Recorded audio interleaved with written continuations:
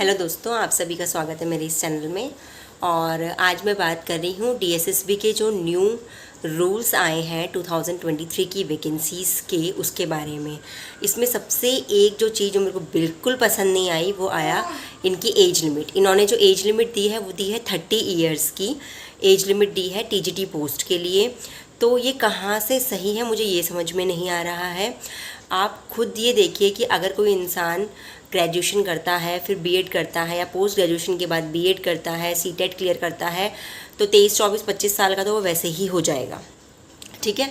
और फिर उसके बाद ये वैकेंसीज़ ऐसा भी नहीं है कि हर साल आ रही होंगी कि हम हर साल इनको दे रहे हैं, ठीक है। 3 से 4 साल में, कभी 5 साल में ये वैकेंसीज़ आती हैं। फिर वो उसके बाद एग्ज़ाम देगा, तो ये भी कोई ज़रूरी नहीं है ना। हर किसी की तैयारी ऐसी नहीं होती कि फ़र्स्ट टाइम में ही हर कोई निकाल ले एग्ज़ाम्स। टाइम लगता है, टफ़ पेपर्स हैं, इजी पेपर नहीं है। टीजीटी पीजीटी जो भी पेपर्स हैं हमारे, बहुत इजी पेपर कुछ नहीं होता है। इतना कंपटीशन हो गया है, तो ये तो जो एज लिमिट है वो बहुत ही गलत है। आप खुद सोचिए, एक महिला जो फीमेल कैंडिडेट है उसके लिए अगर 30 ईयर्स की एज लिमिट है, कोई रिलैक्सेशन अगर नहीं मिला, क्योंकि अभी तक तो रिलैक्सेशन कोई बात इसमें नहीं कही गई है, तो वो कैसे करेगी। खुद मेरी शादी 21 ईयर्स में मेरी शादी हुई। मैंने 21 ईयर्स में अपना पोस्ट ग्रेजुएशन कर लिया था। उसके बाद शादी के बाद मैंने बीएड किया है। उसके बाद मैंने अपने सीटेट फर्स्ट और सेकंड क्वालिफाई किए हैं। उसके बाद मेरी एक बेटी भी है, एक बेटा भी है। और उसके बाद आप मुझसे एक्सपेक्ट करेंगे कि मैं 30 ईयर्स के होने से पहले अपनी गवर्नमेंट जॉब भी लगा लूँ, तो ये आई थिंक ये इम्पॉसिबल की तरह है, ठीक है। घर की इतनी रिस्पॉन्सिबिलिटीज़ हैं, बच्चों को भी पालना होता है। आप एक बच्चा नहीं, कम से कम 2 बच्चे आप करेंगे, ठीक है। 1 या 2 बच्चे आप करेंगे, एक बच्चे को कम से कम 2 से 3 साल का तो बनाएंगे ना। तब तक इतनी रिस्पॉन्सिबिलिटीज़ होती हैं, तो आप कैसे, मतलब कोई भी तैयारी अगर आप करेंगे तो वो 100% अपना नहीं दे पाते हैं जब तक बच्चा 2 से 3 साल का नहीं हुआ है, खुद से खाने पीने उठने बैठने लायक नहीं हुआ है।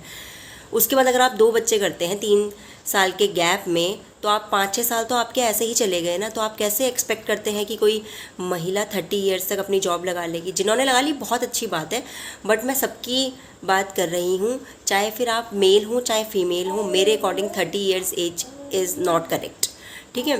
तो जो एज होनी चाहिए 32 ईयर्स, नहीं तो 35 ईयर्स टीजीटी के लिए एज होनी चाहिए। अब कई लोग मुझसे सहमत नहीं भी होंगे कि बोलेंगे कि कंपटीशन बढ़ जाएगा, ये हो जाएगा, वो हो जाएगा।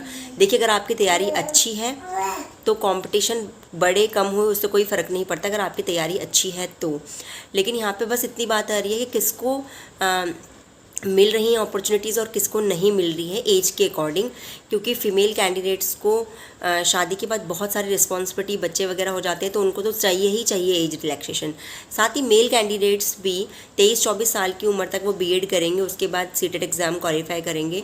अगर ये डीएसएसबी एग्ज़ाम हर साल होता, जैसे सीटेट होता है, हर साल इसकी वैकेंसीज़ आती, पोस्ट आती, तब मैं मान सकती थी कि तब 30 years I think enough time था कि हमें हर साल ये वैकेंसीज़ देखने को मिल रही हैं, तो कोई प्रॉब्लम नहीं होनी चाहिए। आप निकालिए, फर्स्ट टाइम नहीं, सेकंड टाइम नहीं, थर्ड टाइम भी आप आराम से निकाल लेंगे। लेकिन 3-4 साल में, 5 साल में ये वैकेंसीज़ आती हैं, तो अगर एक बार हमारा नहीं हुआ तो ज़्यादा हमें सेकंड चांस मिलेगा, कई बार वो भी नहीं मिलेगा, ठीक है। तो I think this is not correct, this is not the way कि आप अपनी वैकेंसीज़ को निकालें। इनको इसके बारे में सोचना चाहिए। अगर आप मेरे से सहमत रखते हैं तो कमेंट सेक्शन में ज़रूर बताइएगा कि आपके साथ भी ये इशू है या नहीं है, और आपको क्या प्रॉब्लम्स फेस करनी पड़ रही हैं। अपनी स्टोरी मेरे साथ ज़रूर शेयर कीजिएगा। Thank you.